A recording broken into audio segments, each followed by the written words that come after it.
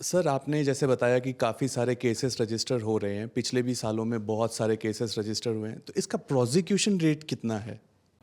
Prosecution rate, देखिए cyber crime अभी एक नई विधा के रूप में आ रहा है।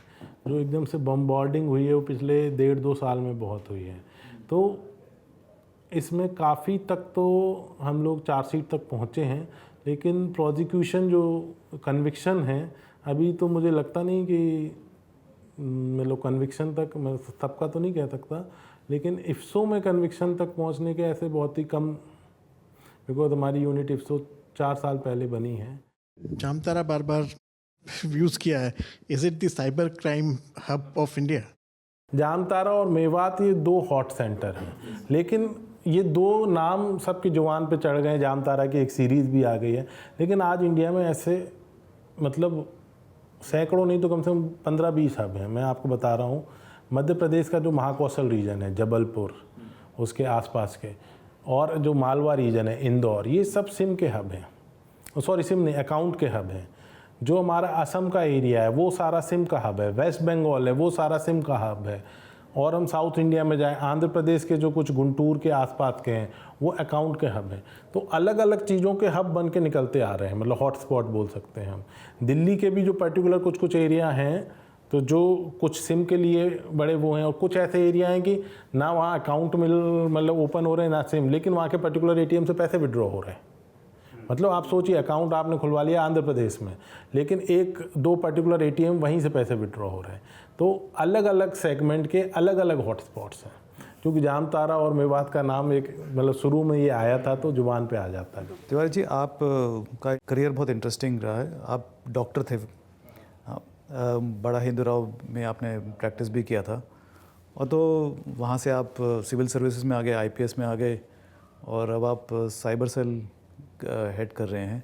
तो is there any similarity between the two professions, या एकदम बिल्कुल नई चीज़ सीखनी पड़ी आपको? जो हमारा मेडिकल प्रोफेशन था, in that I was at very junior level, junior residents are there. तो वहाँ हमारा ज़्यादातर काम था इम्प्लीमेंट करना। हमारे कंसल्टेंट्स आते थे, वो हमको गाइड करते थे, हम उनको रिपोर्ट करते थे कि पेशेंट का ये है, और फिर वो गाइड करते थे ये ट्रीटमेंट देना है। There we were at the level of implementation.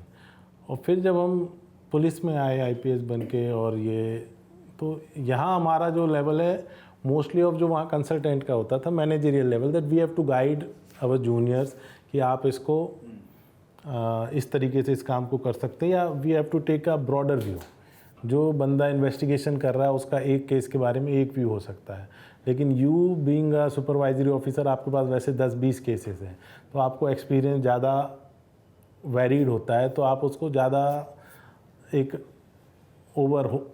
मतलब होल एक नज़रिया लेके उसको आप गाइड कर सकते हैं। तो ये थोड़ा अंतर है, लेकिन सिमिलरिटी ये है कि हार्ड वर्क वहाँ पे भी बहुत था, हार्ड वर्क यहाँ पे भी है। आप मेडिकल प्रोफेशन में अगर आप वो है सावधानी हटी दुर्घटना घटी, या अगर आप पेशेंट को डील कर रहे हैं, हर चीज़ छोटी सी, लेट सपोज ब्लड ही आप लगा रहे हैं, सब चेक होके आ रहा है, लेकिन जो लास्ट फाइनल चेक है तो जो इम्प्लीमेंटिंग डॉक्टर है उसी को चेक करना है कि भाई बी पॉजिटिव है, पेशेंट का भी बी पॉजिटिव है, एक क्रॉस मैचिंग करेगा वहाँ पे। ये सब कुछ पहले हो चुका होगा लैब में, लेकिन फाइनल टेस्ट करके आपको करना है। कुछ भी गड़बड़ हुई तो उनका नाम बाद में आएगा, पहले चूँकि आप फर्स्ट लेयर ऑफ कॉन्टैक्ट है, पहले आपकी रिस्पॉन्सिबिलिटी आएगी। तो इसी तरीके से पुलिस में भी ये है कि रिस्पॉन्सिबिलिटी आपकी पूरी है, सजग आपको पूरा रहना पड़ेगा। There is no scope of कि आप थोड़े से भी मतलब सजगता में कमी नहीं कर सकते। एक आखिरी सवाल आपसे, आज की तारीख में अगर मेरे पैसे अगर फ्रॉड में खो जाते हैं तो what are the chances of getting it back? 0 to 10%?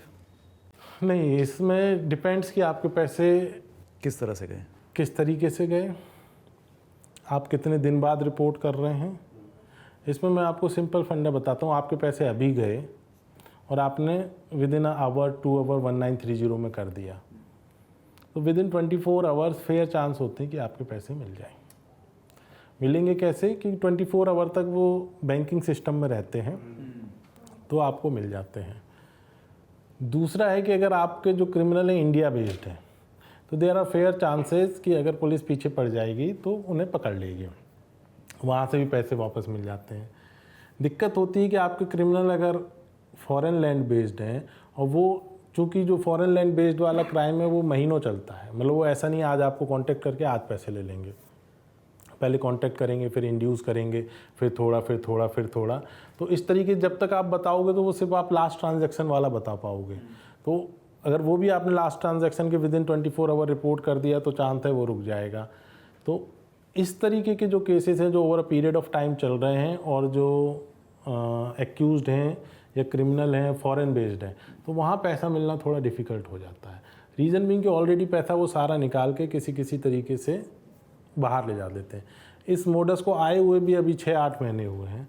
We are also working maybe in another 6 months we will kind of complete the metrics and maybe we will try to catch hold of the actual culprits. In at least 2 of our cases we have identified them, but somehow they are outside. तो अगर जब उन्हें पकड़ेंगे तो पता चलेगा कि कैसे वो करते हैं। अभी हमारे पास इस बात का जवाब नहीं कि पैसा बाहर कैसे निकलता। मान लीजिए आपके 1 लाख रुपए 500 अकाउंट में चले गए, तो 500 अकाउंट से फिर वो कैसे 1 लाख कलेक्ट करके अपने पास वापस लेते हैं। तो धीरे धीरे इसके जब हम जड़ तक पहुँचेंगे तो कुछ और मतलब बेटर रिकवरी रेट है। बट अभी ऑल इंडिया साइबर क्राइम में रिकवरी रेट 15 to 20% है। In conclusion, you could say that if you become victim of a fraud, first of all, there has to be awareness that you have become victim. Create that awareness quickly and report it as quickly as possible to 1930. That is your advice. First is that prevention is better than cure, कि जितने ज़्यादा से ज़्यादा लोगों को हम aware कर पाएँ वो सबसे बेस्ट है। बट उसके बाद भी अगर साइबर क्राइम हो जाता है तो 19 मतलब कोई शर्माने वाली बात नहीं है, 1930 पे रिपोर्ट करें। और अगर कोई उस तरीके से भी सेक्सटॉर्शन वाला भी कोई साइबर क्राइम हो रहा है या जिसमें आपको लगता है आपकी रेपुटेशन को भी हार्म होने के चांस है, तो उसमें भी कोई दिक्कत नहीं, आप 1930 में तुरंत रिपोर्ट करें और किसी से शेयर करें। अगर आपको इतना डर लग रहा है, कोई फियर वाला है, डिजिटल अरेस्ट वाला, तो आप किसी से शेयर करें। जैसे ही आप शेयर करेंगे आपका डर थोड़ा कम होगा, आपकी थिंकिंग स्ट्रेट होगी और आपको समझ में आएगा कि it was a fraud. Great. Hemant Tiwari ji, thank you so much for explaining this wonderfully complex crime that we are all facing. Thank you very much for calling me here. इस तरीके से मैं ज़्यादा से ज़्यादा लोगों से connect हो पाऊँगा, और अगर इससे हम कुछ भी % लोगों को अवेयर कर पाए then it will be a great win for all of us. Of course. Thank you. Thank you.